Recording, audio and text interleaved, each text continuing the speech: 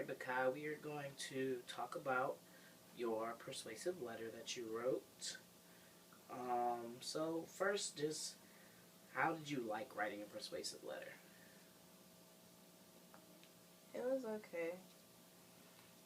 Okay, so did you enjoy it?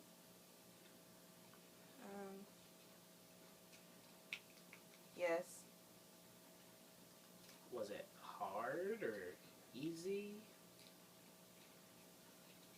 It wasn't too hard. I liked it. Okay. So what what did you like about it? I liked that I got to talk about food. So you like the topic you were writing about? Yes. Okay. So after you were done with your letter, if you handed this to your mom right now, do you think she would be convinced or persuaded to make you tacos? Maybe. I hope. You hope. But it's a persuasive letter. She's supposed to, you want it to be, yes, definitely she will make me tacos. I don't know. Okay. So, are there any particular parts of your letter that you like or dislike? I like my descriptions. You know what? I would agree. I think, in our last writing example, we worked really hard on details. And I think you are definitely improving when it comes to describing. Like, I saw some really, really good descriptions of a taco, um, from juicy to the vegetables that were in it to how you wanted the shell, um, like crispy or soft. Like, there was a lot of good details in uh, in your letter, and I think that comes from your pre-write. Last time we worked on how to do a web, and I noticed that you did a web for your pre-write, in which case you detailed what a taco was composed of, and I think that really, really came out in your letter. Um, One thing I would say though is that we'll have to do some more work around pre-writing and webs, because while your web was excellent, when you're doing a persuasive web, you don't really want your main idea to necessarily be tacos. You want it to be how you're going to persuade your mom. So what things are you going to talk about to persuade your mom, and then you're going to go on and start detailing out uh, those ideas. Um, so, I mean, I really liked your letter, but I think we can make it more persuasive. I think if we go ahead and use this as a rough draft and we do a final version of this, we can go ahead and make some changes to this that when you're done, you'll feel more confident that your mom will make you tacos. Is that something you want to try and work on? Yeah, we can try that. All right. So the first thing I want to say is that we're going to talk about two things today. We're going to talk about organization, and we're going to talk about idea. So idea is something we talked about last time.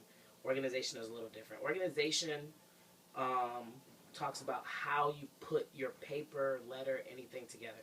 So it's a little different than structure, because structure you have perfectly. I can tell this is a letter. You have your opening, dear mom. You have a closing, sincerely Bakai.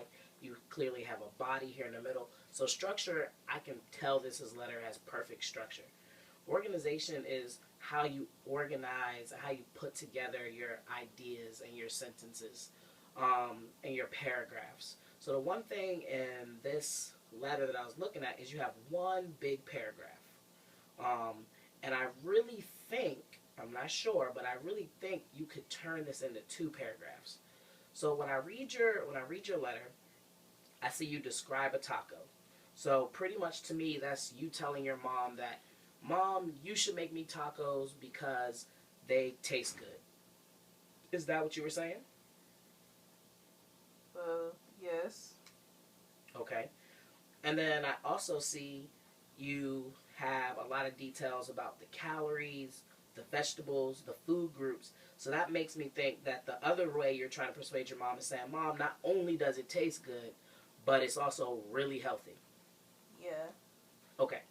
So what I think that you should have done in your essay to your mom It's had 2 paragraphs. One convincing your mom you should make tacos because of how good they taste, and the other one convincing your mom about how healthy they are. So you could use a web to go on it ahead and do that. But another thing you can do is create a list. Okay? So if you have your 2 general ways you want to convince your mom, you can make a list on a piece of paper. So at the very top, you would go ahead and write, tacos are healthy. And then right next to it, you would write, tacos are delicious. And then you would bullet out everything you have that shows tacos are healthy or tacos are delicious. So if I look at your letter, I see juicy, I see crunchy shell, I see seasoned meat. So those are all details you would put where? In my paragraph, the first one. Right, but before we do the paragraph, what are we working on? One time I told you how to make an outline.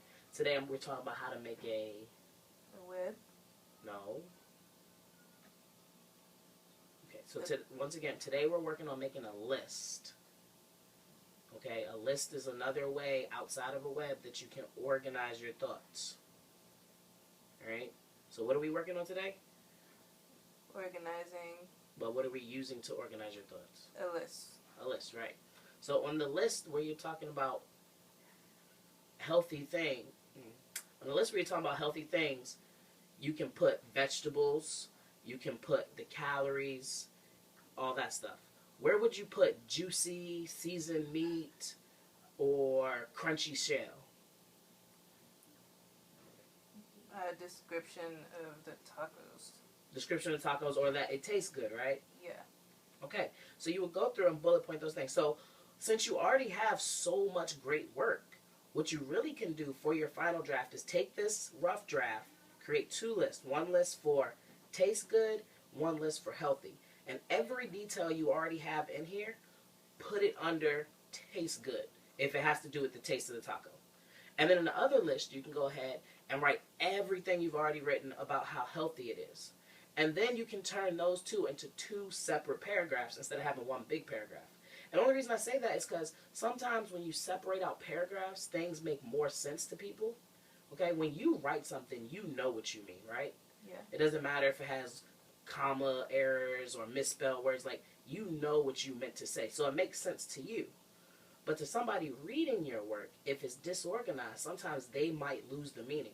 And in order to persuade somebody, they definitely need to know the meaning, right? Mm-hmm. Good. Okay? So that's the first thing I want you to do. I want you to be able to go ahead and make a list of those 2 things. And I think that'll help your final draft.